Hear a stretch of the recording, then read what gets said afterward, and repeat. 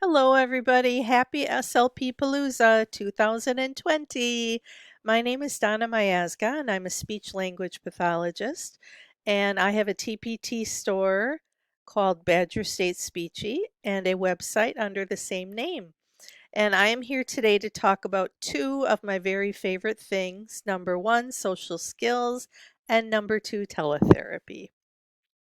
So I am going to move my camera down to the corner. Let's first take a look at some of the platform considerations that you should consider for teletherapy in general and for social skills interventions via teletherapy. The bottom line is you really do need to know your platform to make the best use of your teletherapy sessions. So, for camera options, if I'm practicing a social skill, I like to use a side by side video or camera display. And making my video screen as large as possible is important so that students can pick up on social cues from my face. Related to that, you're going to want to make sure that the student has the camera pointed towards their face so you can see their face. The second thing is split screen. Using a split screen is helpful for not just social skills sessions, but I really like to use a split screen for watching YouTube videos so that you can have the video on one side and the accompanying activity on the other, and you can go back and forth between them with ease. And so I am going to tag on a video at the end so that you can see how to do a split screen with a Mac. I don't have a PC, unfortunately, so you will have to Google that on your own. Plan for camera refusals. Maybe some of you have already discovered this, but lots of students refuse to have their cameras on during sessions, and that can make social skills interventions a bit of a challenge, right? But a lot of them do have valid reasons for having the camera off. It might be their social anxiety, and that's how it's manifesting itself during teletherapy. It might be their home situation. Maybe there's things they would prefer that you not see. It might be internet challenges. It might also be that maybe some of their other teachers don't require them to have the camera on, so they think that it's not important to have it on during speech. So, those are some things that you may need to clarify with them. If you have a student that does not want to have their camera on, I have a couple ideas. First, you can consider using a chat box to communicate, or just a Google Doc where you type the questions in or you say the questions and then they respond by typing back to you. You can also try an if you like game where they turn their camera on momentarily to respond to statements like, if you like ice cream, turn your camera on. And then that gets them used to having it on for just brief moments, and then you can build on it from there. You could also try having the camera on for just short periods, like just to say hello and just to say goodbye. So, those are a few ideas, but I have found that now I start to inquire about if there are any camera refusal issues before my first session so that I get a better idea of what I need to plan for. The last platform consideration that I want to talk about is just to know your platform features. You can really use a lot of your platform features during social skills interventions. For example, you can use the whiteboard to do tallies of the number of questions and comments students make in conversations. Or if your platform has digital annotation, you can use that where so students can write or interact with whatever it is that you are showing on your screen. So, the next thing we're going to talk about is how do you evaluate social skills materials for teletherapy? And I have a few things that I want to discuss in that area. Some of these relate to teletherapy materials in general, and some are specific to social skills. The first thing you want to use or think about when you are evaluating a potential material for purchase or for use during teletherapy is how authentic will it feel to your student. Your materials should use real life photographs or videos that feature students of similar ages. And the situation should also feel relevant to the student. And take a look at what's going on in the world regarding the pandemic, and also see how you can weave in those situations into your sessions so that they feel more authentic in real life to your students. The next one that's so important is cultural responsiveness. This is important for all of your materials. And the bottom line is your students should be able to see themselves when they look at your materials. So use that as a guideline. When you're looking for materials, make sure that the materials contain a variety of different ethnicities and skin tones. Number three, it is good for materials to target specific social skills. So I'm not saying don't use a web-based activity that can be repurposed for social skills, but I am saying for a lot of especially discrete skills, it's important that those materials were created with the specific intent of targeting specific social communication goals and objectives. Next, take a look for teletherapy compatible design. Um, Typically, and again, this is going to apply to all of your teletherapy materials. Typically, the best design for teletherapy is more of a horizontal view, and sometimes even a landscape view. Um, One full size picture per page works well for many, but not all, but for many teletherapy activities. There should be room for the students to answer questions by typing in a text box, and the product should use digital language in the directions, not brick and mortar language.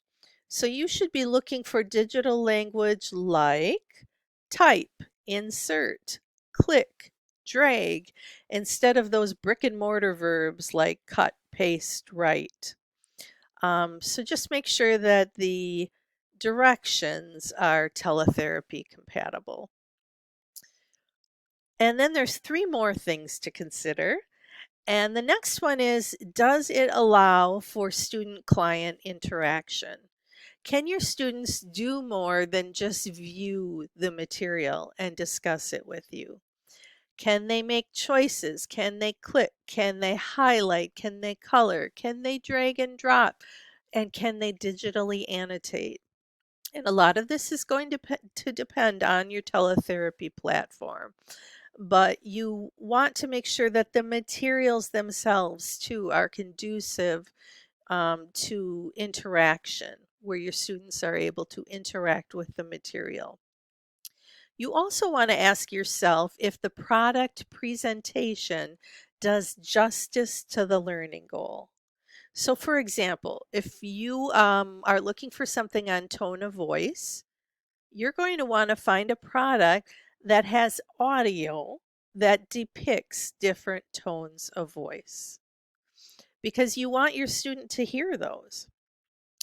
And then think about what bells and whistles are important to you with that particular student. Is it important to you to have audio directions? Look for that in the game. Is it important to you that it is self-correcting or the student gets some kind of performance feedback? Look for that in the game. The next thing to make sure is that it's compatible with your teletherapy platform.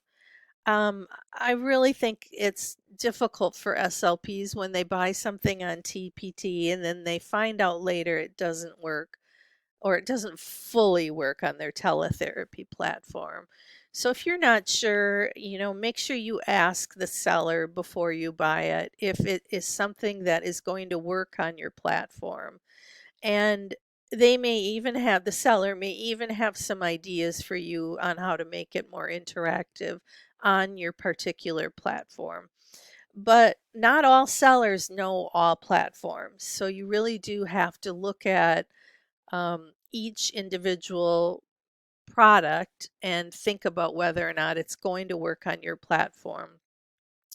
I do want to just point out that if you use Google Classroom and you buy a lot or use freebies a lot on TPT, if you want to be able to use TPT's new digital platform where you can individualize the product to the needs of your student and then assign it in Google Classroom or present it during teletherapy, you're going to want to buy PDFs because that is the only type of document that will work on TPT's digital platform, at least at this time. It is in the beta phase, so that may or may not change in the future. The last thing to consider is look for tiered materials. I find this so important and I find it to be essential for social skills. Many students might do well on an activity that is all multiple choice, where they just choose the answer. But then when there's a more open-ended response, they might really struggle. So it is a good idea to have materials that are tiered so you can address the skill at more than one level. Real quick, here's when you're looking for materials, make sure you are using relevant search terms, and I've listed a few here: distance learning, teletherapy, social skills, speech therapy.